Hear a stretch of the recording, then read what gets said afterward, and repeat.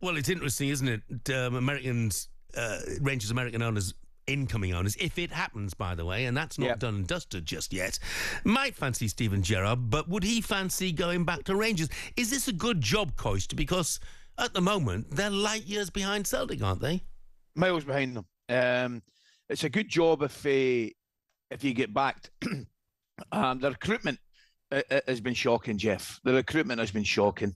It really has. You look at across the city. The one thing you've got to do if you're a Rangers manager domestically, you've got to beat Celtic. And if you're a Celtic manager, you've got to beat Rangers. It's relatively simple. That's where it is. To be a success, you're going to win the league, you've got to beat the other team. Now, Rangers, sadly, even including the very comfortable 3-0 victory against Celtic a few weeks back, are a good way behind Celtic on and off the pitch. Right, I know Celtic get beat at the weekend, but they put in a good performance in Munich and probably deserve to go to extra time in Munich. The gulf between the two clubs at this moment in time is massive. So anybody getting in there is going to have to take the whole place by the scruff of the neck and give it a right good shake, and they're going to have to get backed by new owners who would hopefully financially back the new coach and new manager, Jeff. Because, as I said, the recruitment and the money that's spent, I mean, you could name individuals. The money that's spent has been nothing, Cortez and people like that. There's millions of pounds, have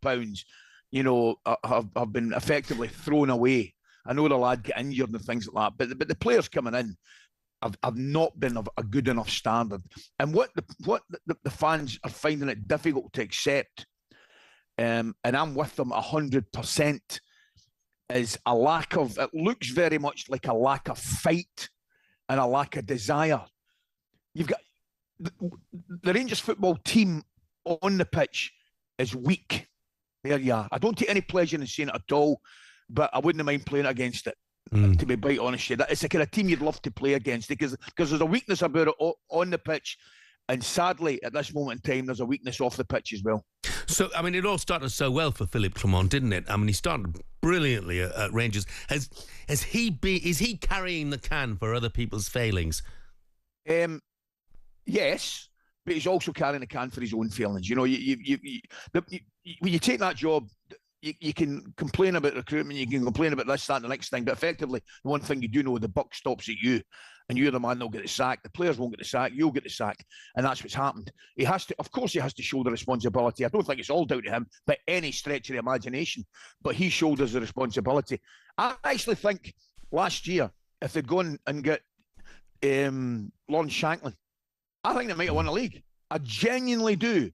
In the window last January, I think if they'd gone and gave Hearts whatever they wanted, I think Shanklin might have scored the goals that won Rangers the league. Wasn't to be. Celtic come back and deservedly won the league, and that was that.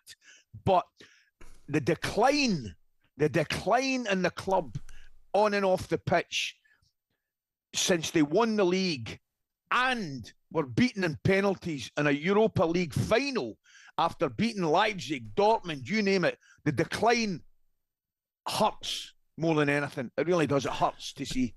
Who would you like to see get the job? Dear me, that's a question. That is a question. I mean, the obvious people you would think about. I mean, Stevie Gerrard would come into the equation, obviously, because his success. I wouldn't. It will not happen now.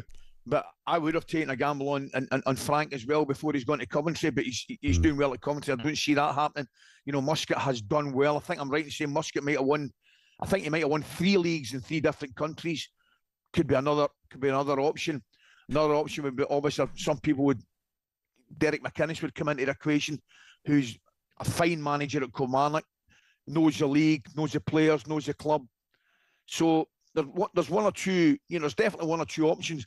But I don't think there's any glaringly obvious candidates right now either, Jeff. Somebody just texted Sean Dyche, which might not be a bad shout, but Correct.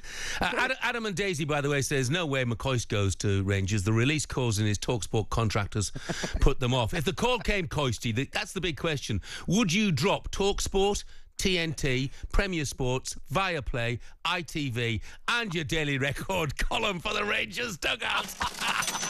Listen, mate, you know me. I'd drop everything for the Rangers. Everything. Brilliant. talkSPORT Breakfast, waking you up Monday to Friday morning from 6 a.m.